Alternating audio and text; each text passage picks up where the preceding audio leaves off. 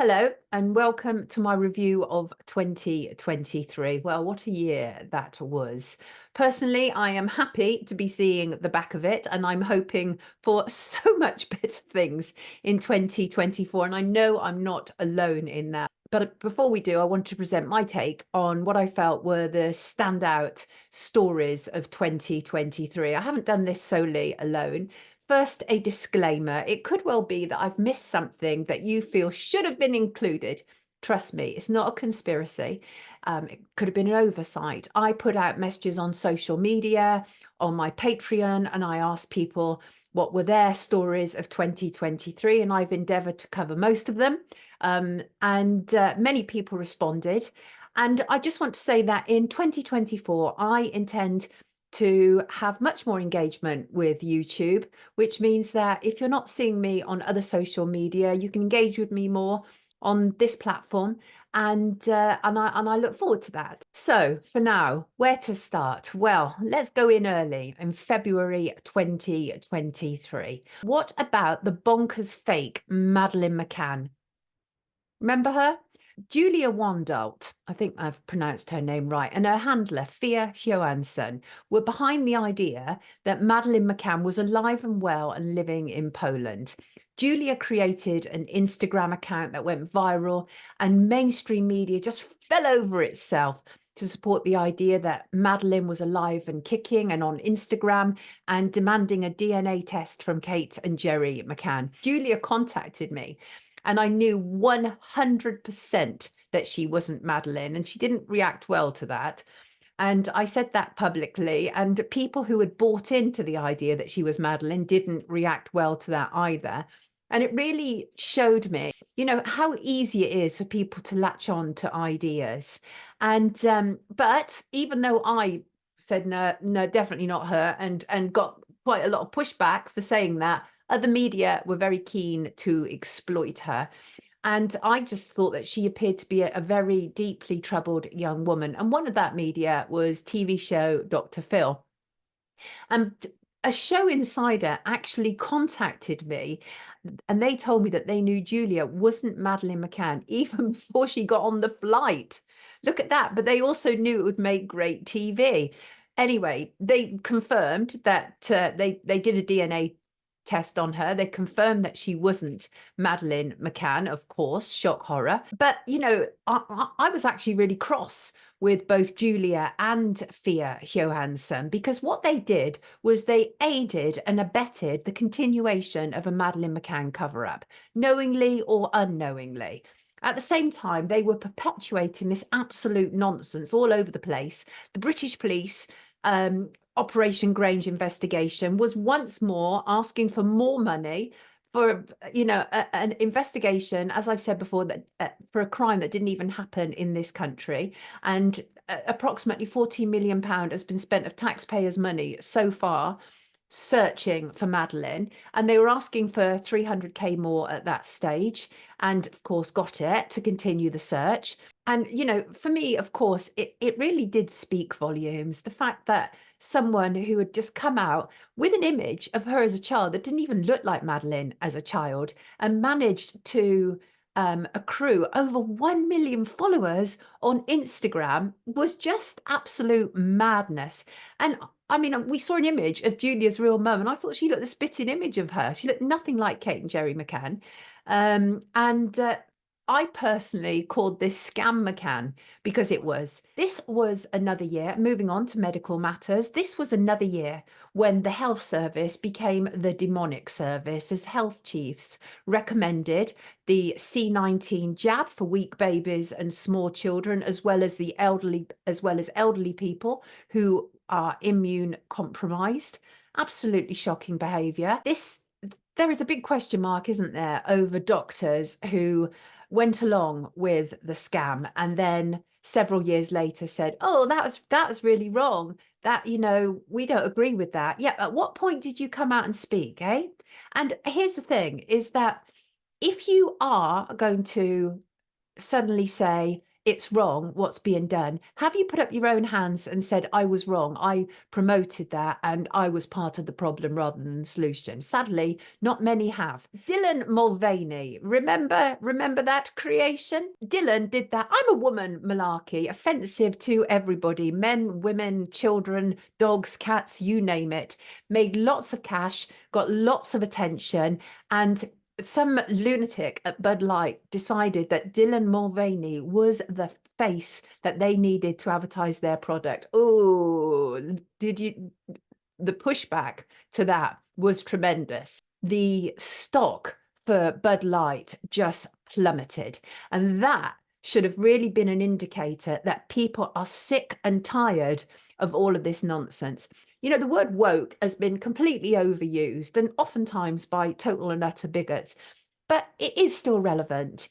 And it's relevant in terms of we are all sick. Well, many of us are sick and tired of being told to ignore the evidence of our eyes, particularly when it comes to issues of like transgenderism, etc. And I'm hoping that in 2024, we've all everybody has just had enough of it, and it is time to move on and get back to reality and biology. By the way, in April of 2023, the UK continued Project Fear, and that was the emergency alerts, which was scheduled to go off and did on Sunday, April the 23rd at 3 p.m. And they said this is needed so that we are able to alert people via their smart devices to emergencies. Yeah, Project Fear, that's what it was. Many of us, including me, turned off our equipment, disabled their ability to be able to reach us like that, but many others didn't. And it was quite literally alarming for some people, but it was designed to be. And what about Britney Spears dancing almost semi-naked on her Instagram on a daily basis? My heart really went out to her. I have to be honest. She's really had it very, very difficult. The conservatorship was awful. It is clear that Britney has had a series of psychological problems, and I really do feel very sorry for her on a human level. On an amusing level, some lunatic in December this year put through a program and decided that me and Britney were one and the same. I was just an older version of her. And very bizarre. There's some really weird people out there, right? They're not quite functioning properly. They're not tightly wrapped, as Judge Judy would say. And then there was Kanye West, who banged on endlessly about people being part of conspiracies and cults, while conveniently overlooking the fact that his new wife, Bianca Censori, looked almost permanently like she was under some sort of MK Ultra trance, and Kanye was her handler. And their behavior was repugnant. Look, here's the thing. I believe that people should be able to do whatever they want as long as they're not harming other people. But public nudity is not for everybody. And the way that Bianca was dressing or undressing in public was frankly obscene, right? I'm reluctant to use the expression think of the children, but think of the children. Nobody. I mean, think of the adults as well, because I don't want to see her bits all hanging out. Thank you very much. But she seemed like she was under some sort of daze and haze. And Kanye, I don't trust. I don't trust at all. I have no doubt that he's also been under some sort of daze and haze. But some of the stuff that he comes out with is utterly repugnant, proper bigotry. And because he's supposed to be a musical genius, people let him get away with it. No, I think 2024, we need to start calling to account people, no matter what their talents or abilities. If they behave in a certain way, they need to be called out for it. Simple as, right? Now, one story that people repeatedly asked me to cover in this review was Nicola Bulley. Now, Nicola Bulley, a British mum who we were told drowned in a shallow, slow-moving river and was found weeks later. This was at the start of 2023 over the period. She went missing on January the 27th. She disappeared while walking her dog in Lancashire, in England. Lancashire Constabulary, the police force that was overseeing Nicola's disappearance, said there was no evidence of either suspicious activity or third party involvement in her disappearance. They quickly stated that their working hypothesis was that she had fallen into the River Wyre, where close to where she was walking her dog.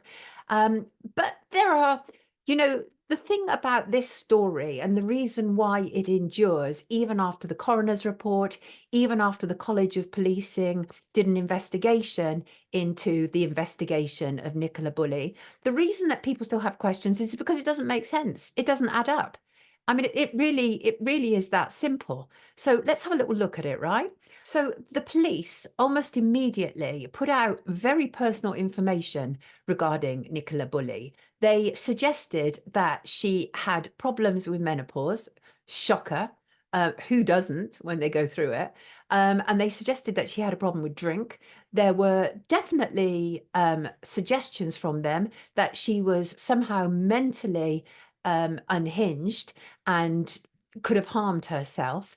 But all of the evidence around her suggested otherwise. She dropped her children off at school, walked her dog. She got involved in a Teams meeting with the firm that she worked for. She was forward planning play dates for her children.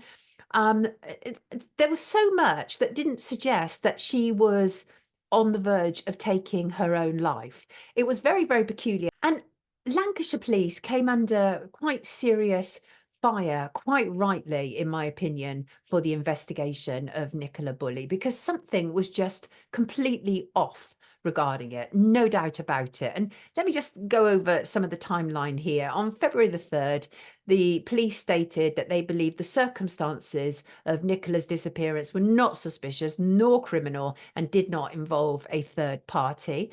They speculated that she had fallen into the river, and that was met with much criticism and skepticism from people online, from Nicola's family. And Nicola's family said that this was just unsupported by the evidence, and quite rightly so. The evidence did not support any of these working hypotheses. And since when did police put out a working hypothesis? I've talked to a number of police about this, and they're like, why was Lancashire Police just offering up so much information so publicly right at the beginning? Didn't make any sense. Well, quite rightly it didn't. Anyway, also when there are big stories that are blown up in to the degree that Nicola Bulley's story was, you have to look, is there another agenda that is being worked on here? And yes, there were other political agendas that were taking place at that moment in time, including the online harms bill. The online harms bill, which is now passed into law, that there was an idea that online detectives were getting in the way of the real police work. Actually, I have to say that some of these people online were doing were doing excellent work. They were asking questions that the police should have been asking and were failing to.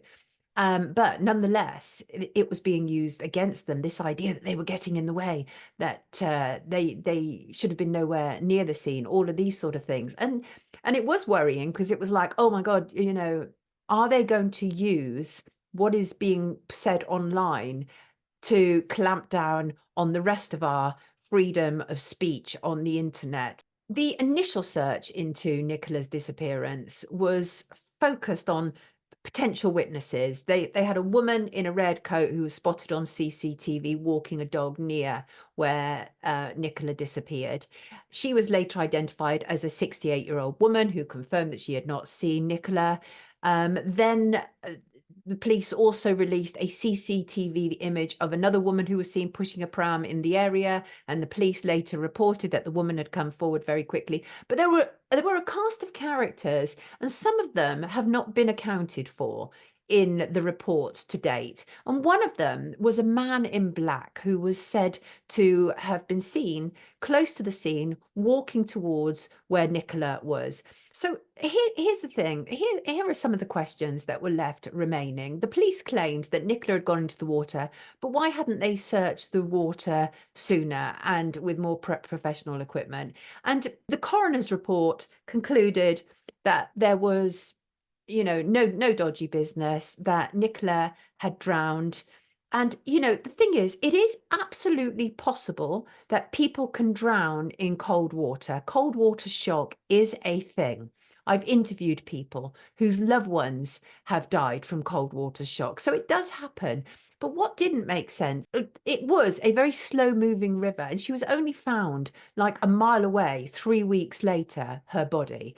So there were lots of things that simply didn't add up. And that is why people have question marks about this story. And also Peter Folding, who was a diving expert and who went in with sonar equipment, he wasn't called to give evidence to the coroner, which was bizarre, because the whole point about a coroner is it's a fact-finding mission. It's about finding out what happened. It's not about finding people guilty or otherwise. It's about finding out what happened that led to the death of that person. And also, witnesses had also recorded hearing a scream around the time that Nicola had disappeared. And it's a very small window in which Nicola was said to have disappeared. And, there were searches of the river, searches of the riverbank, found nothing of interest. It was very peculiar. It involved police dogs, helicopters, drones, assisted by coast guards, mountain rescue, and fire crews. Members of the public helped with the search. There were unprecedented levels of mainstream and social media interest in the case. And, absolutely, the police investigation and search was, I think, personally, a travesty. And so do many people, even though they've been absolutely cleared. In fact, the report into their investigation concluded that the police investigation and search was very well conducted by Lancashire Constabulary. The fact is that they set a certain tone. They portrayed an unhinged woman. It met the national definition of a critical incident, but they failed to investigate it as such. And even though the report concluded that it was lawful for them to have released the personal information regarding Nicola, was it actually right? As I say, I've talked with many police. There are many questions remaining. In fact, police officers tell me that Lancashire Police got it absolutely wrong from the start. And this report into the police's behaviour, which can be found online, almost raises more questions than answers. The truth is almost a year on from her disappearance and subsequent finding of her body, many people still do not believe the official version of events. And then, to make things even more curious, after the College of Policing's report was released in November 2023, in December 2023, the senior police officer who had led the investigation into Nicola's disappearance was said to have died of natural causes. Now, he was only 50. So I actually think that's quite unnatural to die of natural causes at the age of 50. That was Assistant Chief Constable Peter Lawson. Lancashire Police issued an update about his death and said there would be no requirement for an inquest, quote, the force said funeral arrangements will still be made. When his death was announced, the force said his death was believed to be, in quotes, medical related. And the coroner for both Nicola Bulley and Peter Lawson was Dr. James Adderley. He's the senior coroner for Lancashire, and he was involved in ascertaining the cause of death for both Nicola and Peter. Now, the thing is, I don't wish to find mystery where there is none, but this whole story, Nicola, Peter, simply just does not add up on a human level. Something feels off. My solar plexus is not happy about this. And this is the problem for many people. We're left with more questions than answers. Human nature needs to make sense of situations before it can actually rest and accept what we're being told. I have a similar reaction to the story of Nicola Bulley as I did about Madeleine McCann back in 2007, and that's never, ever gone away. Things simply do not add up. Things simply do not make sense. And it is absolutely clear to me from both the coroner's report into Nicola Bulley and then the College of Policing report into Nicola's death that there were some very strange things taking place at Lancashire Constabulary. There were officers who didn't take part in the review of the investigation because they were busy. They were not available, but yet they'd been involved in the investigation. Doesn't that sound weird? That sounds really weird to me. But I'm pretty certain that this is one story that is not going away, that will be discussed, debated, and analysed by internet sleuths for many years to come. And again, when I asked my patrons what they were interested in about 2023, one of them said to me, and I'm going to quote her, "I'm wondering why such prominence in mainstream media was given to the suspected suicides of two unknown women in middle age when so many go missing, and there are sadly a dozen or more suicides each day, all of which have last sighting CCTV images." My patron, of course, was referring to the December disappearances and dying in similar circumstances to Nicola Bulley, and that is Gaynor Lord and Claire Marshall. And it is curious to me that we have this spate of women who are apparently dying in rivers during 2023. And, you know, as a journalist, I look for patterns, and is that a pattern? Is that a pattern to be observed? I'm not sure. But I do think it is interesting and curious why so much attention was given to both Gaynor Lord and Claire Marshall. And I suppose it's just one of those sort of watch this space kind of things, really, right? Let's move on to politics. Dear me, Rishi Sunak, Prime Minister, the man put in place to combine the drive for a cashless society, digital ID, AI, and central bank digital currencies. This was the year it became evident to everyone that the UK is absolutely not a democracy. Disabuse yourself of that idea if you still think getting online and saying we must get Labour in now to show what a real government is. Please, if you honestly believe that somebody known as Sir Keir Starmer is going to make a difference, then I have a piece of the moon to sell you, right? And, you know, Rishi Sunak has long been earmarked to be Prime Minister due to his interest in AI, due to his wife's company, Infosys. I made a video about a number of politicians who are globalists, and all available on my channel.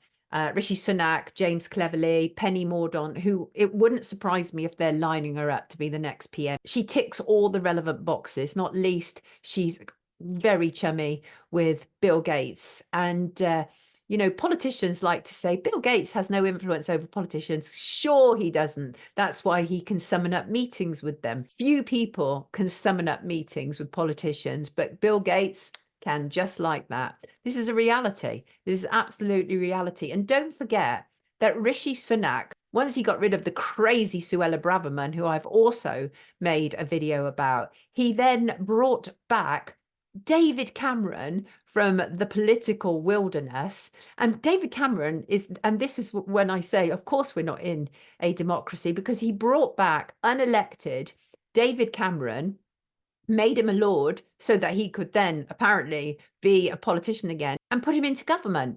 This is outrageous, absolutely outrageous, you know, but clearly they still have many plans for David Cameron. And don't forget, the government gaslighted everyone to do with immigration. There was the Rwanda project, right? There was the floating hotel, the Bibi Stockholm project. Suella Braverman and James Cleverly both pretending that they were going to do something about people's worries about thousands upon thousands of fighting age men arriving here in boats. And look, I'm a multicultural creation. I love living in a multicultural environment, but that doesn't mean we should be ignoring people's genuine worries about how many people are coming into the country. Apart from anything else, our infrastructure is not fit. It isn't. They've been breaking down the NHS for, you know, a decade plus. So our health infrastructure is not fit for more people. Our education infrastructure is not fit for more people. These are the realities. And I think people's genuine concerns need to be listened to, not just dismissed as, oh, they're just bigots. No, that's not fair. We have to listen to everybody. That's my position anyway. And of course, Talking about politicians, it was not a good year for Nicola Sturgeon. Not least, she was being investigated. She managed to mysteriously lose lots of WhatsApp messages when they were needed for the COVID inquiry. And she lost her fight against Scottish campaigners who took her on and fought her madness to do with gender self-ID, as well they should. Absolutely awful woman. Again, another person who was all about being woke. And, the origin of woke, musician Erykah Badu was one of the first people that I ever heard referred to woke. And it was really about being awake. Of course, it's now seen to apply to any lunatic who says things like, men can be women and all of that sort of madness. And so, but, it is what it is. And so I'm talking politics. What about Andrew Bridgen, former Conservative MP who joined actor Lawrence Fox's non-party party, Reclaim, and then left Reclaim some 9 months later after he'd first joined it? Let's be real here. Reclaim is not and was never a real political party. It's basically Lawrence Fox, a website, and rather a lot of money flowing through it. No branches, no MPs, no real campaigning. And it was inevitable to me that Andrew Bridgen was going to leave. Not least, I'd been given a heads up several weeks before from people who had asked me my thoughts about him being in the Reclaim party. But Andrew Bridgen is nothing if not a career politician, right? There's no way he was going to stay with Reclaim when there is a general election looming next year, 2024. Absolutely no way. On their parting, both Bridgen and Fox released statements. Reclaim also made a considerable donation to Andrew's campaign fund. I felt that was some sort of severance pay, actually. The statements were pure sanitized PR statements, almost too clean cut, right? But the one thing now, Andrew Bridgen is an interesting character. Many people are very divided about him because Andrew Bridgen promoted the jabs. He promoted and voted for lockdown. But then suddenly he had an about turn and suddenly he was leading those of us who had been questioning C19 right from the beginning. Now, me personally, nobody leads me. I lead myself, right? But a lot of people are open to being led. And I know some people who were extremely angry with Andrew Bridgen and cannot forgive him. And what I feel Andrew Bridgen should have done is wholeheartedly open himself up to people asking him questions about why he supported lockdown, why he supported the jab. But he didn't. Suddenly, out of nowhere, he, began giving talks, paid talks, to talk about, asking questions, and started linking up with people who were also making money out of questioning C19. Now, do not get me wrong. People have to earn a living. Absolutely, they do. But if you've been involved in solidifying the narrative in the first place and forcing through harmful jabs on people, then you have to do a lot of unpacking before you can be seen as a leader to free people from the mess, because you have contributed to the mess. And so then there's a number of messy situations around Andrew Bridgen. There's this question mark hanging over his lawsuit against Matt Hancock, former health secretary. And Matt Hancock, of course, oversaw all of the C19 stuff. Awful man. Awful man, desperate to become a celebrity. And that old expression, and that is politics is showbiz for ugly people. And, you might find Matt Hancock an attractive individual externally, but internally, please do me a favor. I will never, ever forgive that man for his role in C19 and for his fake crying on TV. That was absolutely disgusting. And I will not forgive Piers Morgan for failing, and Susanna Reid, who were presenting the show at that time. They were like, Piers Morgan's like, you're so emotional. Yeah, he's emotional. He's laughing because he's encouraging people to take an experimental jab, for goodness sake. And that really showed me, well, I already knew anyway, but that should have showed everybody the complicity of media and politicians. Anyway, so Bridgen, lots of questions around him. I think Bridgen is a perfect example of how far does forgiveness go. I believe there has to be room for forgiveness personally, but first, as I say, you have to admit you messed up. So many of these born again leaders, such as Bridgen, John Campbell, Dr. Malhotra, have difficulty accepting their role in the first place. That's a problem. That's a problem because until they do, there is a doubt that they even accept they were wrong, that they have any role in the wrongdoing of it. Equally weird to me personally is the way that these people who promoted these things in the first place suddenly become the leaders. As I say, none of them are a leader to me. Then, of course, there was all the business with PPE and Lady Michelle Mone.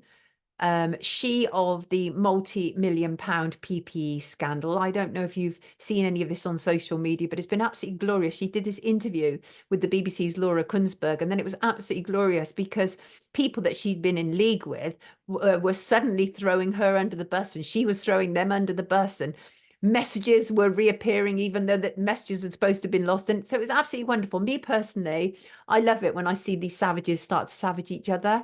Because, yeah, absolutely. Why not, indeed? And one commenter mentioned to me that it was interesting how Ukraine was suddenly switched off overnight. And I think that's an interesting observation. True indeed. 1 minute we're importing Ukrainians to live in our homes and sending them billions of pounds to Zelensky and his shopaholic wife, and he's being beamed into parliaments and award ceremonies around the world. And the next, the global spotlight is literally just switched off, gone, right? And you know what this tells us? That news is whatever the globalists and their media friends want it to be. And, this was the year also that Zelensky became a member of WEF. I mean, what sort of statesman are you if you're not a member of the World Economic Forum? You're certainly not good enough to be moved into a globalist territories, that's for sure. Also, New Zealand, crazy woman, Jacinda Ardern. She of the interesting bodily addition that many people have noted. She was removed from the world stage. Normally, it wouldn't matter to a person in England, but these world leaders all answer to the same people, all share the same sick vision for our future. Miss Ardern, by the way, she became the youngest female head of government in the world when she was elected Prime Minister in 2017, aged just 37.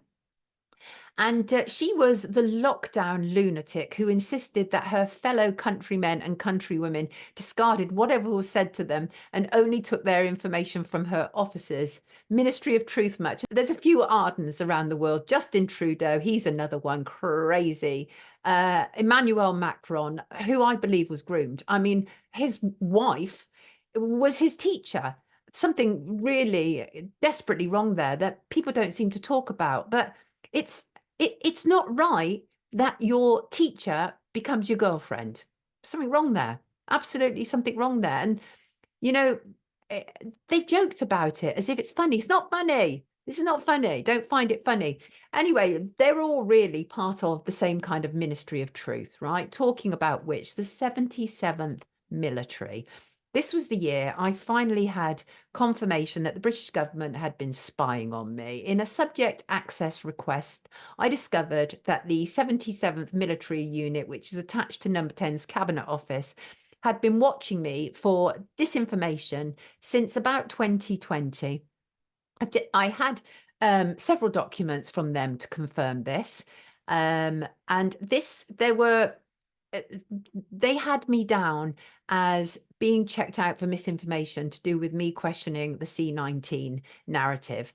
There were notes saying that I was driving traffic for misinformation.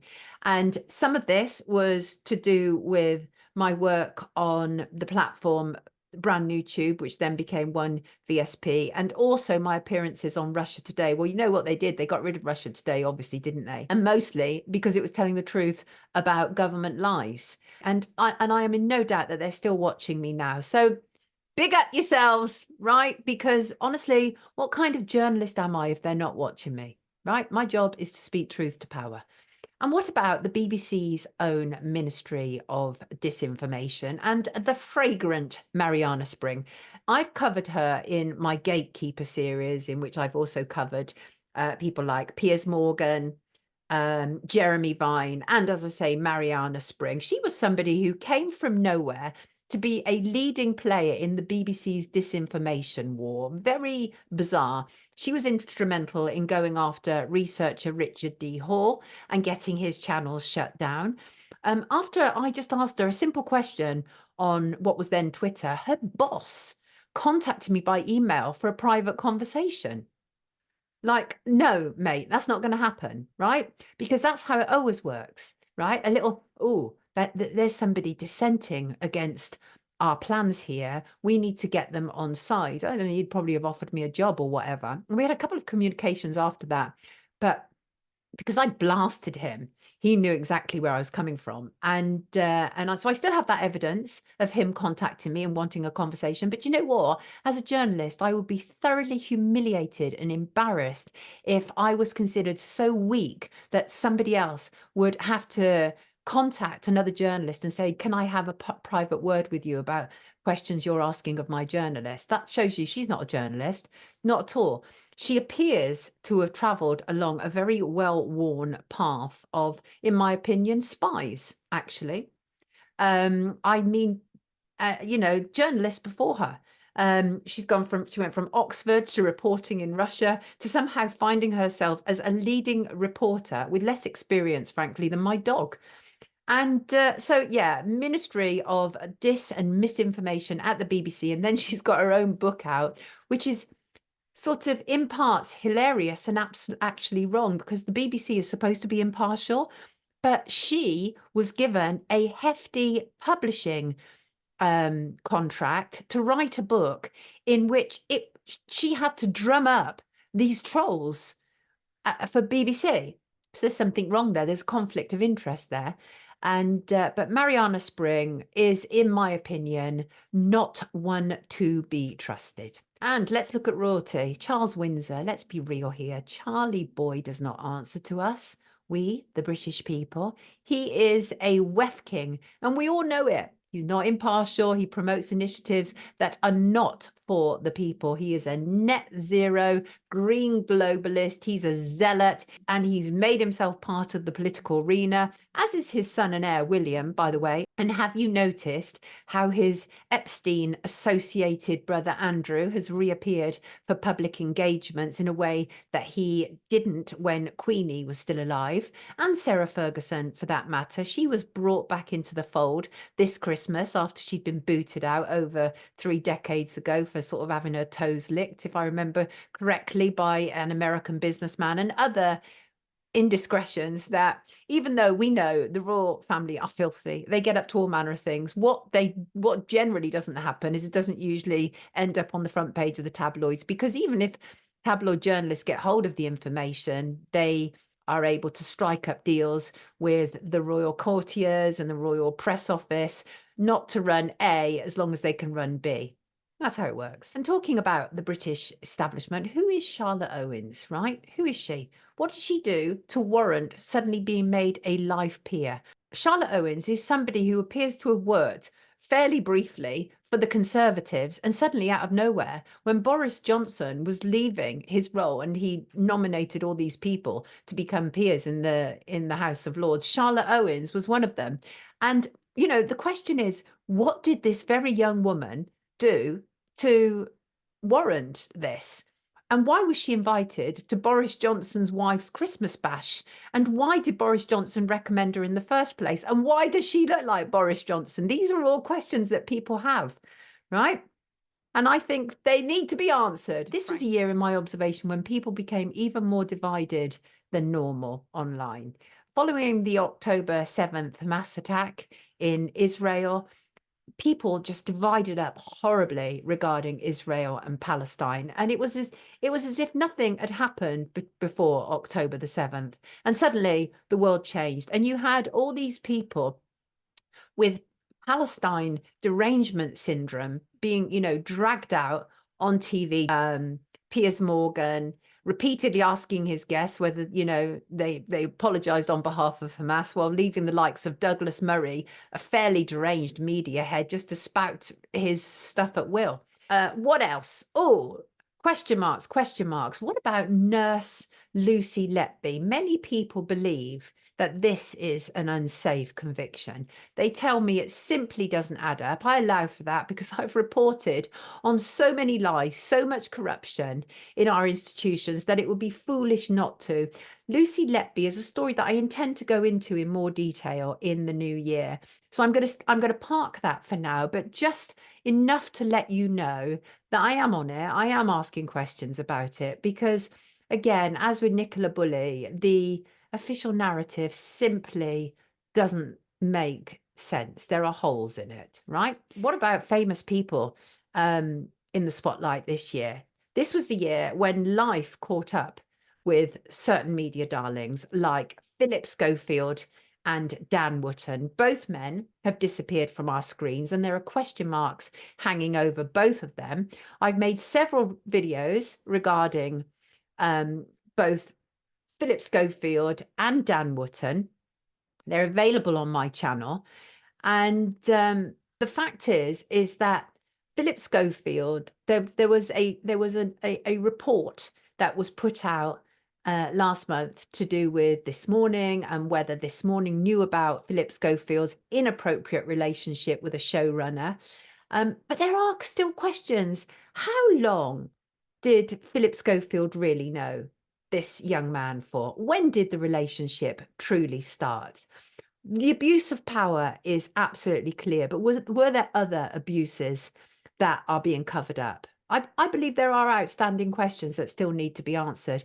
What cannot be denied is that This Morning on ITV has taken such a massive tumble as a consequence of both Holly Willoughby and Philip Schofield, because people realised how damn disingenuous the pair of them were. There was Philip's fake coming out as being gay. That's because he was going to be busted, right? He was going to be busted. So him and Holly did this sort of fake sort of weeping and cuddling and hugging on the sofa a few years back. But again, question marks over both of them. Apparently, ITV are bringing Holly Willoughby back in the new year to front Dancing on Ice, but her star has fallen. People don't trust her. People realise that all that happy clappy Holly is just this front. The way that she essentially kicked her best pal under the bus as soon as the stuff hit the fan was absolutely evident and clear that they were not the TV couple made in heaven. And Dan Wootton, former tabloid journalist, latterly had his own show on GB News. Series of exposés about him alleging horrendous behavior over a period of a decade and more. He was removed from GB News, and I think that was under a false pretense. They said that they removed him because he'd been involved in this interview to do with Lawrence Fox, in which Lawrence Fox made comments about a woman who also is questionable, the woman, as well as Lawrence Fox, as well as Dan Wootton. And they said that was the reason that Dan Wootton had been removed. I don't believe that for a second. Dan Wootton has now been taken off the GB News website. I doubt for a moment he's coming back. Where is he? I do know he's under police investigation, though, so that is interesting. And as I say, I've made several videos about the allegations, so please check them out. You know, it was a bad year for many famous people, including P. Diddy, Puff Daddy. There have been rumours about him for a very long time. I've interviewed him several times. But in November of 2023, the music industry was rocked when Sean Combs, as he's really known, was accused by his ex-girlfriend Cassie of physical and emotional abuse. Oddly, 9 months before these accusations, I had actually briefly covered some of my concerns regarding P. Diddy on a breakfast show that I was involved with. There's a clip on YouTube called The Dark Side of P. Diddy. And as I say, I had interviewed Puffy when I was a music journalist. I'd met him several times. And I knew he was not the sort of laughter and light party man that he always sought to portray himself as. But in recent times, he had rebranded himself as Love. And he told chat show host Graham Norton that he'd been on a healing journey. But just days later, however, that was when it was revealed that he was subject to a lawsuit filed in a Manhattan court, in which his ex-girlfriend Cassie claimed that Diddy controlled and abused her for over a decade, as well as sort of plying her with drugs, beating her, you know, forcing her to have engagements with other men while he watched and did various things. And just one day after that lawsuit was filed, both Diddy and Cassie released statements announcing that they had reached settlement and the case was resolved. No specific details on the terms of the settlement were revealed, which is quite normal. Since then, 3 more women have emerged with allegations against him, with one woman identifying herself as Jane Doe, saying that she had been assaulted by him and other men in 2003 when she was 17. Diddy denied all the claims in a statement he released on Instagram on December the 6th, saying that enough is enough. And I'll quote him: "For the last couple of weeks, I've sat silently and watched people try to assassinate my character, destroy my reputation and my legacy. Sickening allegations have been made against me by individuals looking for a quick payday. Let me be absolutely clear. I did not do any of the awful things being alleged. I will fight for my name, my family, and for the truth." And as I say, please check out the brief video that I made where I was highlighting some question marks about Diddy for over a long period of time, including the camp that he used to run, which was similar to the Nickelodeon camp. And at the Nickelodeon camp, children were being abused.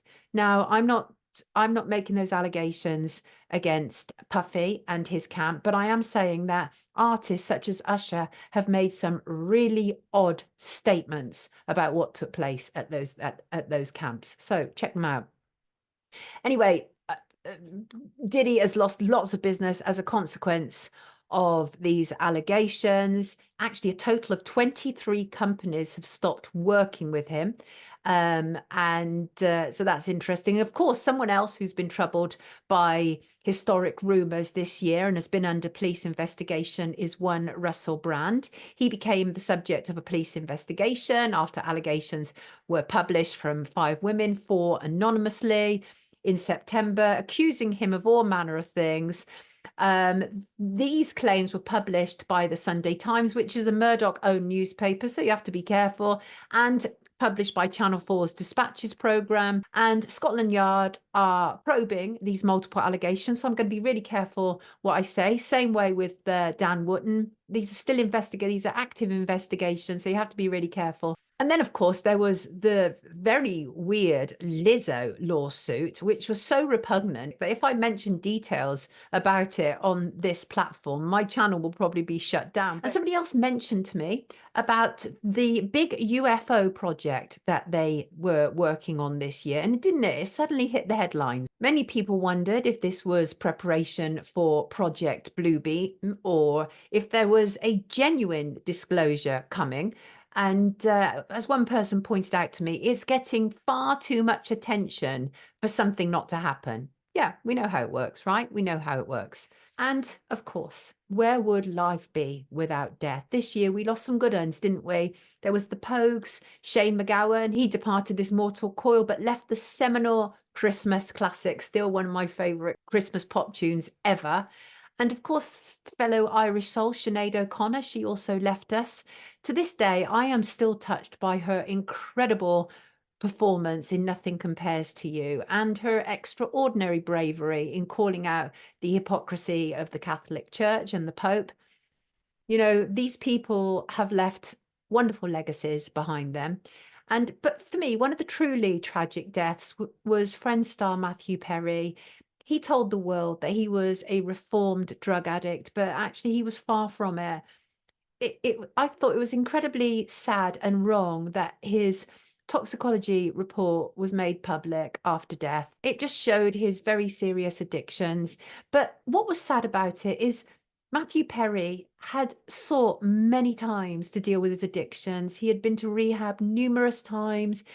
He had sought help over many years, and those demons just overwhelmed him. I have a great deal of sympathy for people with addictions. And I know some people think, well, you know, if you drink yourself to death, if you starve yourself to death, if you eat yourself to death, then that's on you. Well, yeah, to a degree it is, but that doesn't mean we can't have empathy and sympathy and understand that there are illnesses at work here. And that's where I'm coming from. Oh, and then there was the death of Benjamin Zephaniah. Now, this felt almost personal to me. Benjamin, of course, a brilliant homegrown poet. I knew his brother when I was in my 20s, and Benjamin to me was what a hero is. He's one of the few people who refused to accept an establishment award when it was offered to him. And I mean, I've said this before, I'll never be offered, you know, an MBE or an OBE. But if I ever was, I would also turn it down 100%, because the moment that you accept that, you are beholden to upholding the establishment. And that is not my job. My job is not necessarily to tear it down, but to expose it for what it is, right? And to create a fairer society. And I've referred to C19 throughout this report. And so, which brings me to the UK's COVID inquiry. Goodness me, what is it? Well, the UK COVID inquiry has been set up to examine the UK's response to and the impact of the COVID-19 pandemic and learn lessons for the future. The inquiry's work is guided by its terms of reference. And therein lies the problem, because they're not asking the real questions, such as, did this thing really exist? That's not going to happen. That's not on the agenda. So the terms of reference are very narrow. It is absolutely that this thing did exist, that and really these inquiries, and this will last for a number of years, this will cost us many millions of pounds, if not billions. And really what it's about is about settling the story so that Prime Minister at the time, Boris Johnson, and his government and various doctors and scientists are all cleared. That's what it's about. It's about establishing an official narrative and making sure that nobody is ultimately held accountable for it. And you can take that to the bank. And what else to say, really? You know, the inquiry is just an absolute mess. And I mean, have so many WhatsApp messages been lost in such a short period of time? I thought it was quite funny when Boris Johnson, but it's not funny, ha ha, because people have literally lost their lives because of lockdown. I'm in no doubt about that whatsoever. Some people could not deal with the isolation. I mean, this is a fact. And so when I say funny, I mean sort of funny, ironic. When Boris Johnson was saying at the COVID inquiry how, you know, he'd lost his WhatsApp messages, and Jennifer R. Curie, who had previously had an affair with him and is something of an IT specialist, said on social media that she could help him get that back. I mean, this is an inquiry. How can they allow people to say WhatsApp messages have gone missing? There must be a way to get them back. I believe there is, and so does Jennifer R. Curie. So what to say, really? This is a video plug. I did an interview with Andrew Gold for his Heretics channel. I think that's an absolutely brilliant idea. If you're not familiar with Andrew, he's interviewed some really interesting people, and I was honoured to be interviewed by him. He did a very wide-ranging and varied interview with me, and it was released in Christmas week. It's been very popular over Christmas and has over 400k views so far. So thank you to everyone who has watched it. I will put a link in the description below for it. I also have recorded a video with former MEP Godfrey Bloom, in which we look at the New Year's honours list as awarded by the WEF King Charlie Windsor himself. Again, link in description below. That was a lot of fun to do yesterday. Hope you enjoy it. And I also want to give a big shout out to two content creators who have become very good friends, Zoe and Craig on the Synchronized Soul channel. They also do videos under the titles of Only Cans, in which they look at true crime. They've looked in detail at the disappearance of Madeleine McCann. I had the pleasure of meeting Zoe and Craig at Edinburgh Fringe this year, and they have become so much more than just content creators. But I am also proud to call them friends, and it's so wonderful. You know, there's lots of things that are wrong about the internet and lots of things they want to clamp down on. You know, the online harms bill, they're coming after us for that, obviously. But there are lots of good things to be had from it, and not least, every now and again, you get to meet really genuine people. And finally, I want to give a big shout out to everyone who has supported my work this year, including my wonderful patrons at Patreon, link in description below. As I've said before, there are numerous ways to support my work. It doesn't just have to be financial. Simply by watching, sharing, liking, subscribing, commenting, all of it helps for the algorithms and for getting the word out. And I want to wish each and every one of you a glorious 2024. I believe we are entering a new era of transparency. That seems evident to me after the way some people have reacted to Christmas this year. People have not gone along with the usual, you know, pile 'em high, spend heavy mantra that has been forced on us, and which I've covered in a video, which is also on this channel.